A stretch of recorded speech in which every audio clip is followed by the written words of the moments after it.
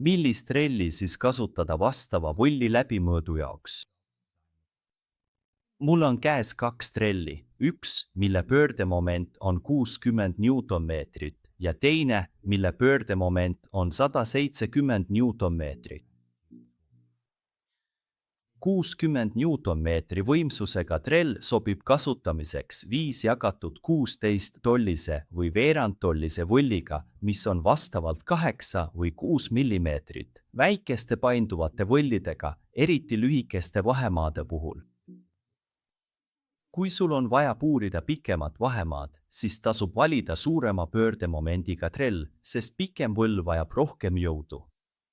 Ja kui jõuad 3/8 tolli ehk 1,0 millimeetri või poole tolli ehk 12 millimeetri võllideni, siis on sul tõesti vaja nii palju pöördemomenti kui võimalik. Seega vali endale midagi, mille pöördemoment jääb 150 ja 170 Newtonmeetri vahele. Sa ei pea pettuma. Võimalusel proovige hankida uue libisemisvastase tehnoloogiaga mudeleid, kus puuril on omamoodi andur ja niipea, kui see selliselt nihkub, lülitub puur automaatselt välja. See aitab sul lihtsalt kohapeal vigastada saada. See on siis natuke puuridest. Tänan vaatamast!